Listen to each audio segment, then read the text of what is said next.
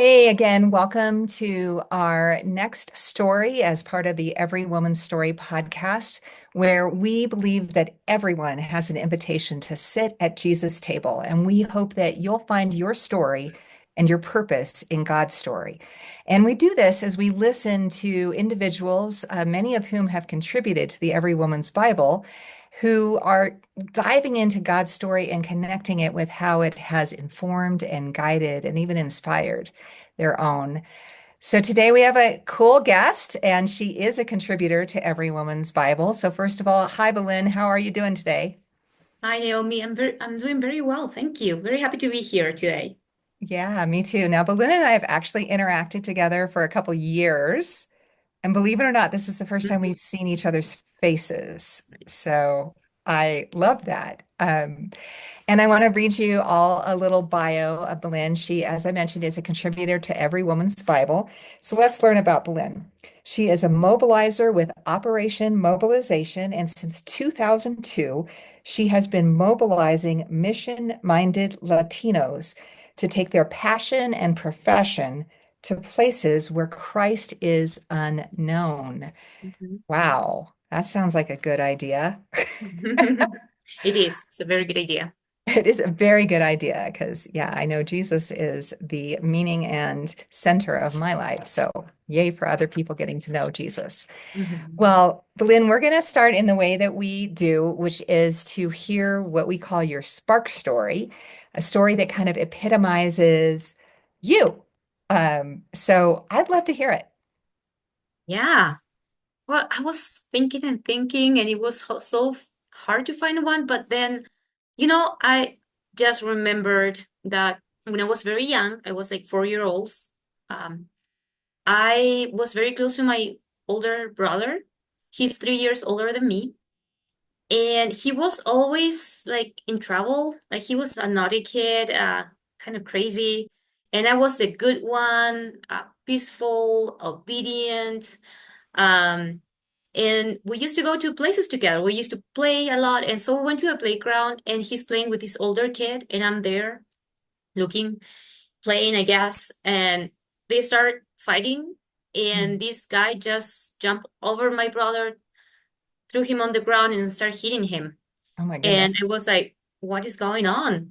So my reaction was like to run, jump over him. I beat his face, and Whoa. my mom had to take me away from him. And that was the end of the fight. And me, the good kid, but then I think it was God created me to care for people deeply, to care and just fight injustices, I guess. Of course, we need to be redeemed. I wasn't redeemed. I'm not biting people. I'm not fighting, but I think that that was my that's part of who God created in me, just to care deeply and to help. That's the other thing. Like I like helping. That's Mhm. if I see a situation, it's hard not to help. I bet that surprised you. How did Hmm. you feel when you're like, oh my goodness, what did I just do? Or what am I doing in the midst of protecting your brother? Yeah, well, I'm super nice to people. I never got into fights in my entire life, but as a kid, you can see that there is something in you that God put there that needs to be redeemed, but it's a good thing if you Hmm. if it is redeemed by the Lord. Yeah, Yes. I bet he was glad for it at that He was moment. happy. Yeah, we still laugh about that because he was the naughty and I was the good one. But when the time came, I just, I I protected him. I defended him. Wow. Yeah, I there's a story from my childhood that I can relate to in that. So, yeah, where I'm like, did I really do that? Yeah. And Uh, and yet in some ways it is a seed of what I am today. So that yes. makes sense. Yes. Yeah. And I think for the people who are watching and listening, I wonder what your stories are, where you think Mhm. back and you go, wow, that felt really strong, whatever happened there. And I wonder how God is using that. Or maybe if I've hidden that, I wonder how God could use that Mhm. in my life today. Right. Yeah. Um, wow. Okay. Well, we're going to turn the page to a super fun day and just hearing you kind of paint the verbal picture for us of what Belén Peters is doing on like an amazing day. And so I'll start with who are you with, actually. I think that kind of does matter. Okay, good, good. That question just made me happy. I'm with my husband. Yeah, my best friend on a date alone.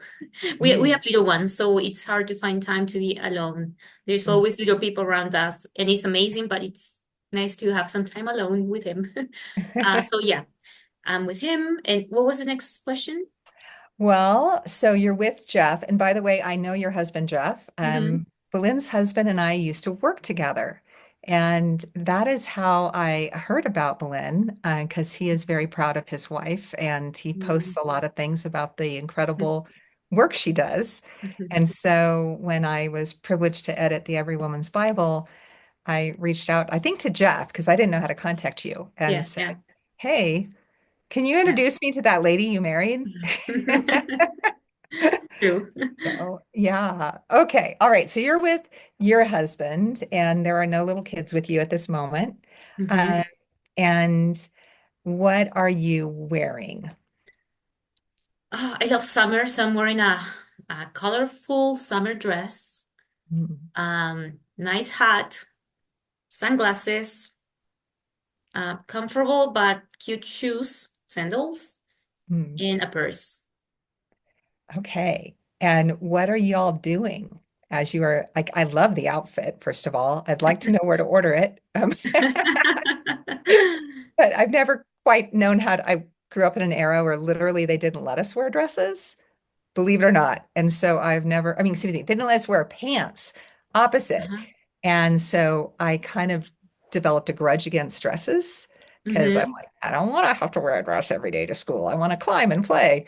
So Right. thereby, I am probably 2 decades behind in knowing where to find cute sundresses. So, all right, an aside, I can help but that you. that sounds fun. All right, so what are you all doing then? We're walking along the beach. Yes. Mhm. Just, yeah, walking and trying to find a restaurant to have dinner. Yeah, to have dinner. It's like 5 p.m. at night. Mm, Um, just talking and enjoying the breeze. Yeah, that simple sounds but really perfect. that sounds really nice. Now, Belén, I know that I'm curious what country you're in. Are you in the nation where you were born, or are you in the nation where you live now Oh, on I'm your in the degree? nation that I live. I'm in the US, yeah. But I Okay, was born and raised and lived most of my life in Chile. So okay. it's a very long country, and you have the mountains on one side, which are amazing. And then you have the beach. So you can actually go from the mountains to the beach in 3.5 hours. Yes. Wow. A lot of That's, information, but it's very thin. So we yeah. don't have east or west. We just have north, central, and south. Wow. So you're not at a beach in Chile. You're in a beach somewhere in the United States, it sounds like, in your dream. Uh, yeah, warmer, Yes. warmer weather, maybe Florida. Okay. Yes. Yeah. We have some cold beaches. It's really true. I've not been to New England in the summer, but I see people sending me pictures of New England beaches, and I'm like, in the winter, and I'm like, brr. We actually went to the beach in Northern California last summer, and it was Oh, so cold. It's like Chile. Yeah. wow. Yes. Wow. So Same coast. foggy. Yes. Yeah. Yeah. Beautiful though. Beautiful. So, folks, if any of you are from these beaches and you have reasons to let us know why cold beaches are beautiful, we would love to hear about that. Yeah, you can let us know in the comments below and we will like learn from you. So Hmm. thanks. Well, now when you chose this day, what led you to choose it? Like what was the essence of it? How does it make you feel? Yeah, how does it relate to you, Belén, the day you chose? Mm. Just this day because for me, quality time is very important. It's one of my love languages. And also, just I love the energy that there is at the beach. I love seeing water. Like God's creation gives me peace and joy, and I can see His beauty. Um, and of course, sharing it with my best friend. It's so much fun. He's of course, I have to say this now, but it's true. He's a lot of fun to be around. He's funny, he's smart, he's caring. So, yeah, I got married later in life, but it was so worth it to wait, for a Mm. person like that. So how did you know he was the one? Uh, that's a good question. It's a long story. Um, I just, like when I met him, we connected in so many levels. We loved the Lord, and I said I got married later in life, and all the people I met before, they were like, "Oh, you're leading, you're a woman and leading, and you're too committed to the mission," and they got scared.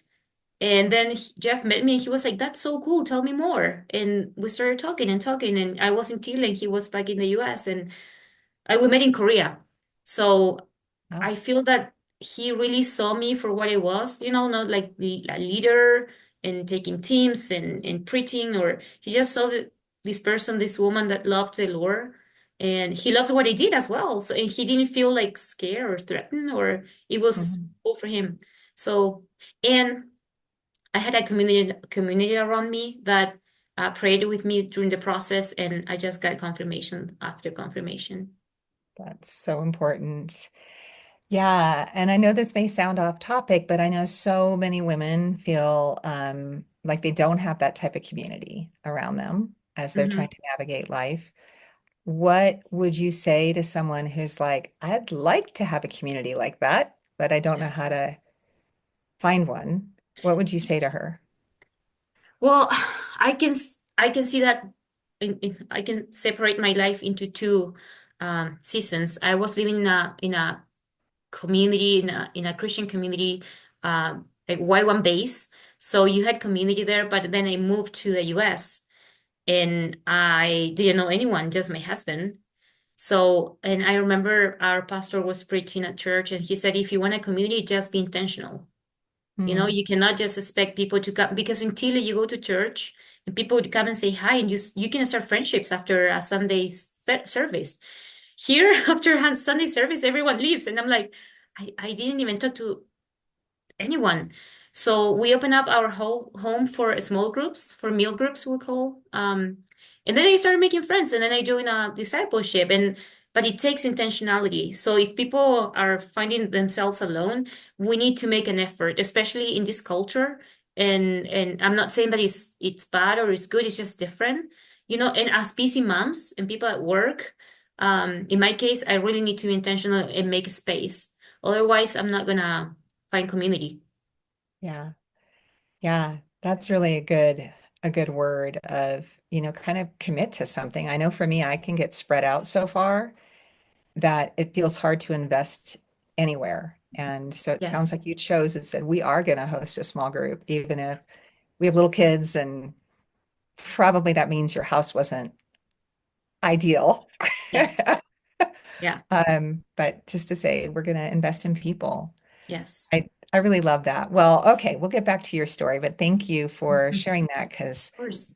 I know a whole lot of women feel like they don't really have even one friend that they can Hmm. really confide in deeply. Hmm. So, and that makes it so hard to Yes. Yeah. live who live with God and, community with others. And so, yeah. So that kind of then brings us to another story I'd love to hear about, which is what I call your believe, belong, become story. And this is that pattern, believe, belong, become, is something that's in the center of the Every Woman's Bible. There's like a 16-page experience called What is My Purpose? And looking at how the Bible helps us discover our story and our purpose in God's story. So I'd love to hear kind of the phases, like even starting with believe. How did you come to faith in God and to think that He had a purpose for you? Yeah. It's been a long journey. And yeah, as I said, a lot of details, so I don't want to expand that much. But um, I, my mom was always looking for faith. Like, so we started in the Catholic Church, like I guess with like all Latinos. And then the Mormons came, so we went to that church. And then some missionaries came to Chile from Australia, and we went there. And I was 8, and that's what marked my heart, my life, because I accepted Jesus at 8. So we started following Jesus, but I guess I didn't really understand what I was doing. I just knew that he was amazing and I loved him, but my Christian life was around like going to church on Sundays and and afterlife, like eternal life. But I didn't know how to apply God's truth or have a deep relationship with him. Um, so at 19, I come from a very broken family. So at 19, I was kind of done with life. I didn't feel like fighting anymore. And I got a flyer about this DTS in Santiago. I'm from the south of Chile, so and I was so depressed, but I felt that I needed to go there. And it was so weird. I didn't have the funds. So I was like, I'm going. And people were like, maybe that's like human trafficking. You don't know why one. You don't know these people. And I was like, and then I met the director. He went to a church to preach, and I was like, I'm gonna go there. I need to go there. And then God used several people to tell me to leave, and they didn't know what they were talking about because they didn't know what was happening in my heart. I was very private. I wasn't taught how to show my emotions or to deal with them. I was just suppressing them. That's why I was so depressed. But so then I moved to Santiago and I did this training, and I knew God a little bit, but then I just encountered Jesus and I started having experiences, and we studied the Bible and I saw God's character and his truth, and my life was very colorless. Everything was gray, Mm. and I started seeing colors and beauty and meaning and purpose, and I found out that I was loved and cleaned, and then I was like, wow, this is the gospel about, like, this is life. So I felt that I was born again in a way, you know? But I was already a believer, so it's kind of like, and then I was like, okay, I need to share this. This is the most important thing that I have in my life, so I'm gonna commit to this. There is nothing else more important. So I, yeah, I wanted to do that with other people as well. Which kind of brings us, well, first of all, was that you'd mentioned earlier YWAM, which for those who are viewing and watching, listening, and whatever you're doing, that stands for Youth with a Mission. Yes, And they do these what's called discipleship training schools all over yes, the world. Was yes, that what that was that you went to, yes, yes, Santiago? yes, yes, Okay. Okay. Yeah, yes. which are kind of like intensives. I mean, yeah. Five, And 6 months that you are in, like, in a kind of like cohort, environment. So we're like, I don't know, 13, 14 people from different countries. yeah. All of us were very broken, most of us, I would say. Hmm. So it's an amazing experience to um, just live that in a community again, with other Yeah. people. Yeah, so that was when we looked at kind of this pattern, which is what led to this "What is my purpose" section in the center of the Bible. It was based on a whole bunch of people's learning about how does God kind of move people into not only life with God, but life with others, and then Hmm. their unique purpose, which is a very biblical thought, by the way. I know people think, well, it's just self-centered. Well, actually, Genesis chapter 1, verse 6 is the first verse. I mean, that was only weighted 5 verses to get to, what are we here for? And God says the first word that's said is to reign, which is crazy. I mean, it's like a royal word, but this idea of steward, Yes, reign, yes. own what God has given us to make beautiful and to make just and Mhm. loving. So you talked about believe, at 8, and then again this sense of I need to go there, and then belong, where you're like, okay, this is maybe my community for you. And your article talks about this. For you, it wasn't your family of origin, Yes. where that sense of I can connect with others who love God and are wanting to love other people and find my mission in life, um, and my part in God's mission. And then this final stage is called become. And usually that's marked by somebody sensing from God this, like, I want you to go do this thing. Mhm. And so I'm curious. Already, it was a big thing to go to Santiago. Mm-hmm, mm-hmm. Yes. When you were all done with this discipleship training school and this 5 to 6 month experience, what have been the steps or maybe a step since then where you knew God's saying, Belén, I want you to do this? Mm-hmm, mm-hmm. Um, well, I just felt that I needed to share what it was very simple, just share and invest in others. Like people invested in me, I needed to do that. That became as a responsibility and and being faithful to what was given to me. You know, the Bible says that we are given by grace, so we should give by grace. And I was like, okay, I need to invest in others. So I decided to stay in the organization, and I stayed for 14 years. It was a long time. Um, so and I invested, I guess we ran like trainings for people that wanted to go and preach the gospel or add value to societies where Christ was not known. So we did that. We mobilized in churches, or I'm mobilized in churches. Um, we coach and help a lot of believers to just step into the life that God has had for them, even though maybe some of them didn't go, but it was like, okay, but no one is called to go, but everyone is called to be in God's mission, you know, or be part of his kingdom. There is no unemployment in God's kingdom. Everyone has a role to play. And then I took teams, a lot of teams to a lot of countries, specifically Southeast Asia and Eastern Europe. So people could go and see the need and experience life there. So yeah, I took the decision made a decision to stay, and I did it for 14 years until I met Jeff. So that's why you were in Southeast Asia. You were in Korea when you Yes, met Jeff. yes, Okay. yeah, yeah. So, wow, so fascinating.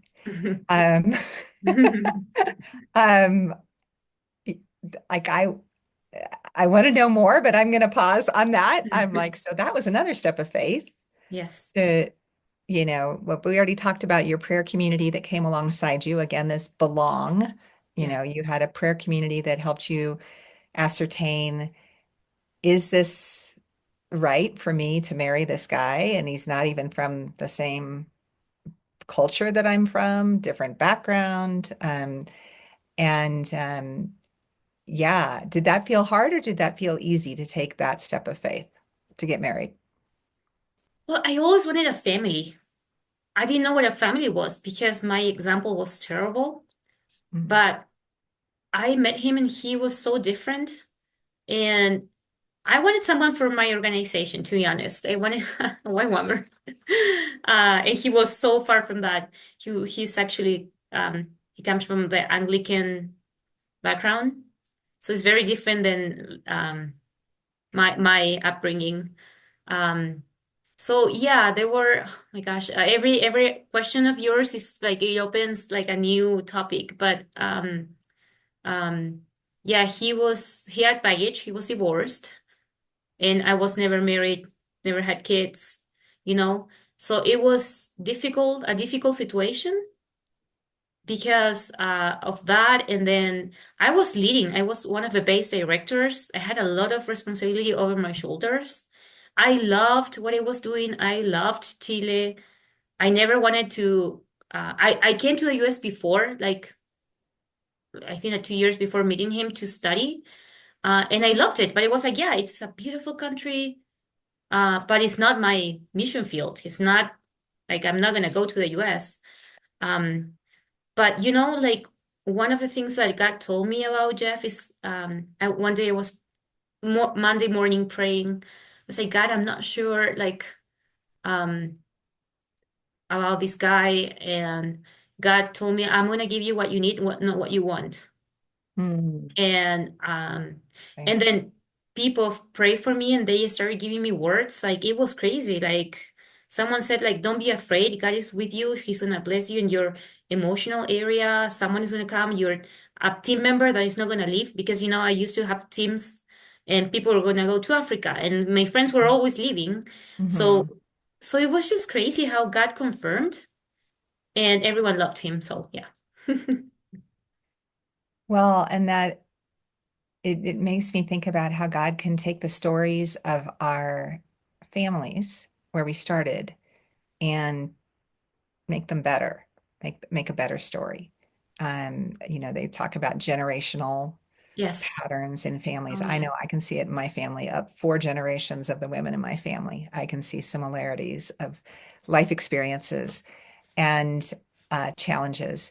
And that God, I'm not going to say he erased your childhood because he wouldn't want to do that. He's there and he uses all for good for you, Yes. but gave you the courage and the people around you to start in a different direction than A you might hundred otherwise have percent. gone. 100%. I think that all this, as you say, I would say generational curses, because they are not blessings. I was not under like a blessed family, and God just gave me the chance to choose. What do you want?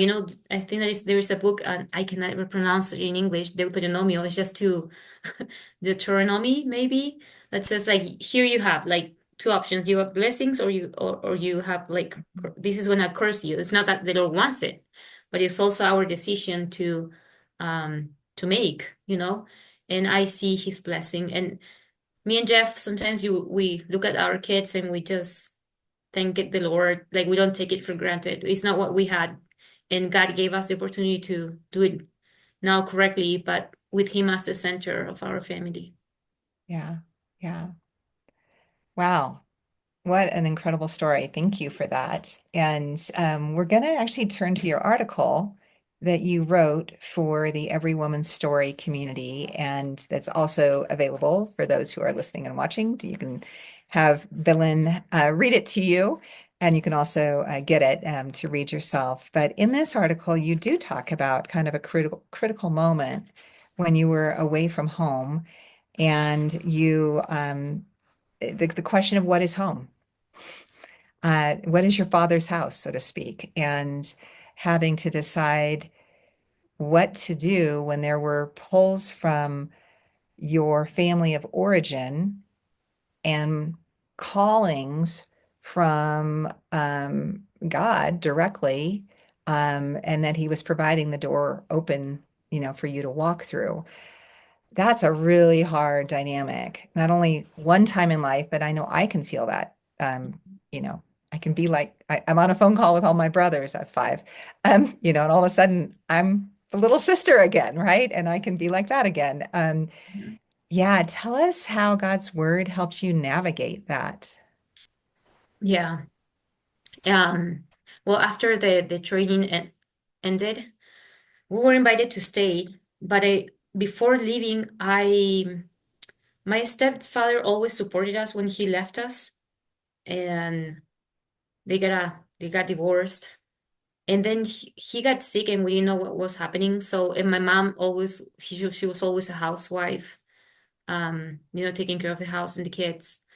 And I started working after high school because I thought I wanted to go to school, and all my friends were in school, but I had to support my family instead. So I was working a 6 days a week. Wow. I couldn't work on I couldn't go to church anymore because I was working weekends. So that's why I got so depressed, and I was supporting my mom. And I parenthesis, like, every time I found people from the church, they were mad at me because I wasn't attending, but they didn't know that I was supporting my. So that's why I was like, okay, God is not enough. That took me to Mhm. a very dark place, because if the people from the church that supposed to reflect God are judging me because I don't go to church, but how could I go to church if I have to support my family financially, buy food, pay bills? At 18, I was Mhm. 18. Wow. Um, so when I left, my mom wasn't happy, and she said, like, what are we gonna do? And I really felt that it was a matter of life and death to me. Mm. Like, it was that urgent that God moved people around to, like, and gave me strong conviction that I needed to leave. So I took that training, found Jesus life again. So it was like, am I gonna go back to that? So I didn't want to go back, but I loved, especially my younger sisters. I was like, and my youngest was like my we're 15 years apart. So she was like my baby. And I was Oh, like, okay, I need to go back. Like, and praying. And the article that I wrote talks about an invitation from the Lord into being his wife, his daughter, being a princess, and clothing. And it says literally, like, forget your father's house. And I was like, okay, God, you're asking me this, but I need to go and help. I don't want to go back to that because it meant I wasn't completely healed. I was healing. And I think that the healing process takes a lifetime sometimes in some mm, areas. So I was like, I'm gonna go back there. And then I just heard the Lord saying this. And I understood that I needed to stay and I needed to trust him that he was gonna provide for my moms, especially my little sisters. That was it was my heart. I couldn't see them in like not having food or what they needed, although my salary wasn't very high. It was for basics things. mhm. And yeah, and you know, like I made a decision and suddenly my stepfather starts sending money again. My Wow. mom finds that kind of job. They were fine. I just needed to step on faith and to trust that God, when we put his kingdom and what he's telling us to do first, he provides the rest because it's not for us to care. He's our father. He cares. He provides. He's all powerful. So I don't know if I'm responding to your question or Yeah. You're um telling me about your life, Belén. That's a mhm, beautiful thing. Thank you. mhm, mhm. Yeah, it's right. I've been really meditating on Matthew chapter 6, verse 33, which sounds like what you were also bringing up of seek first, Yeah. God's kingdom and his righteousness, and all these things will be added to you. And all these things that come earlier in the chapter that Jesus is talking about are, having enough money, clothes, food, you Mhm, know, mhm. and and I know I have lived, particularly when I'm leading, because I've been privileged to lead a couple of organizations. I have often led from a place of, well, we're going to depend on Jesus. And that's what I pray and that's what I say. And then in my day-to-day life, it's like, and we got to do this strategic plan and we got to go make sure we meet with all these donors and, Mhm. not like seek, I mean, it's not like I shouldn't do those things, but that seek first God's kingdom, Yes. God's family, knowing that I belong with Jesus and God's righteousness. Um, it's so subtle because on the outside it looks like I'm doing the same stuff, right? Mhm, mhm, But mhm. it's so subtle to know, am I really finding what I need in God, or am I finding it partially or even a lot through my own efforts? So Yes. um, your story reminded me of that. And also that order that God loves. I don't know why. And someday in the new heaven and the new earth, I will be eager to find out. But God does love this order where we have to decide first in faith, and then God does all the stuff. You know what I mean? Yes. Yes. Yeah. So, Blynn, you clearly found wisdom in God's word when you had to make that big decision about your family and being in your father's house and his daughter, and even Bible describes us as reigning, and being God's heirs and heiresses, so royal, princess, whatever. Mhm. Um, you've chosen a verse that we're about to share with our listeners and our viewers. And as we always do, we close by reading a verse over those who are with us. And you chose Psalm chapter 1, verse 3, as one that means a lot to you. Can you tell us what that verse is and then also how it relates to your story? Sure. Yes. I'm gonna read it. It says, that person is like a tree planted by streams of water, which yields its fruits in season and whose leaf does not wither. Whatever they do prospers. It was, I chose it because it was God's promise to me of the kind of person I was gonna become after being like not loved, not seen, um, not having purpose in life, becoming like a tree. When you see a tree by a stream of waters, like with its leaves are like green, and you can, if it is hot, you can go and sit next to the tree and just find fresh air and, sorry, you say shade or shadow? I always miss. We have one word in Spanish, so find shade, Shade. And I'm curious now, what is that word in Spanish? Do you mind? sombra, sombra, Sombra, and it means both shade and and shadow. shadow. So I always confuse those Very those cool. those two Very ones. efficient. And it's a So beautiful sounding word. Anyway, go on. so you find this sombra, you know, and God told me that I wasn't gonna become that kind of person. And over the years, I'm the middle child, but I had in my family have become like kind of like the leader in a way when where we have so many situations, with my siblings. We're five, and then my nieces or nephews, they come to me for advice, for prayer, for a word from God. Even my sister, that now she says that she's not a believer, she's like, can you pray for me? Can you give me a word? So they come because of what the Lord has done in my life. um Even though my beginning was like very like sad and broken, God has made me a person of faith.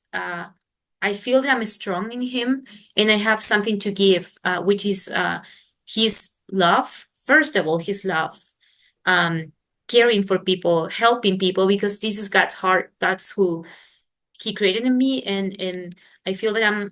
He told me that I was gonna be that like tree, and I see that. I see that with my family, with the people that I helped in the past when I was small, like since into missions. I worked with so many people, and I mentor people. And now I'm work in my current job. I'm working with college students that wanna explore life in rich places through their professions, and so I can give what the Lord has given me, and I can be that shade, or refreshment for people, and I love it because I never saw myself like that before. That is really beautiful. And the word was beautiful too. Sombra, am I saying it right? Yes, sombra. Okay. Sombra. I love that. That idea of just both the shadow of God and the shade that God wants to provide, and then He makes us like that too, that Yes. we can provide that. Well, we're going to go ahead and read it in three versions. I'll start with the uh, New King James Version, what they call the NKJV, and then you're going to read to us in Spanish. And what is the version of the Bible that you'll be reading from? It's kind of like the King James version, Reina Valera, Okay. RVR 1960.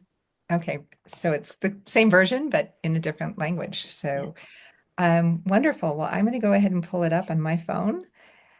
All right. And if you're viewing or you're listening, we've been hearing a lot about Belén's story and how she really found and became fruitful in her story by tuning into God's story and to communities that could help her in that. So I want you to just receive these words. And what does this mean for you Mm.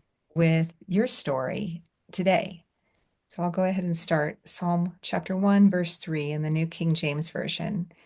He shall be like a tree planted by the rivers of water that brings forth its fruit in its season, whose leaf also shall not wither, and whatever he does, he prospers.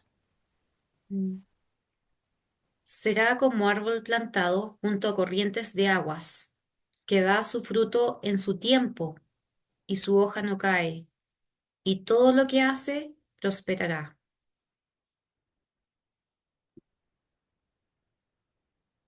And then I will finish by reading this in the New Living Translation. And just a moment, I had it all marked. This is how you know we're really in a conversation.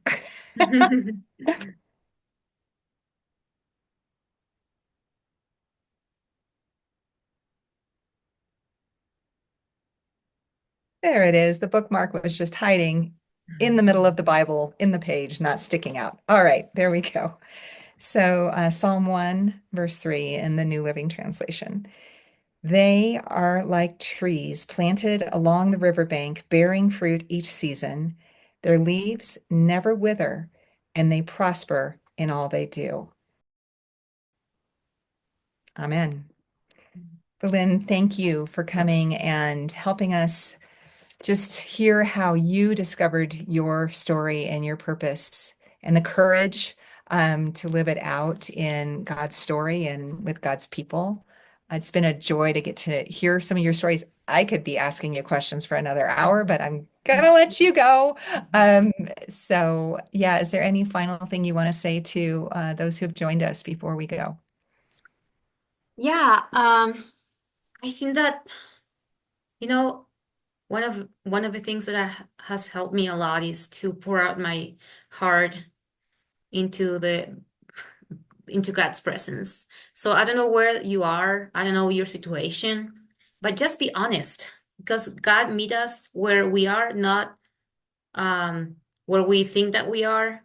So just be honest in your walk with the Lord and let Him meet you where you are and you go from there. It always gets better with the Lord. There is always new things, new ways. Um, open doors. He's amazing, and there is this is such a beautiful life with God. But we gotta start from where we are and being honest with God, and also find people that you can open your heart to. Like that helps tremendously. We were meant to live in a community. So I feel that trying to find good friends, good leaders at church, or just good friends, let's take baby steps, but just being honest with the Lord where you are and with mature Christian friends. Thank you. I love that. We have permission to just be really honest, even if we don't have any idea what's going on in our lives right now or with us or what have you, or people, relationships. Mhm. What a joy. Well, thanks everybody for joining us on Every Woman's Story podcast, where we have this open invitation that everyone can join Jesus's table. And we want every person to feel like they can discover their story. You can discover your story as you open up the pages of God's story, and ideally doing that in community. So God bless you. Have a great day. And Belén, thanks for being with us.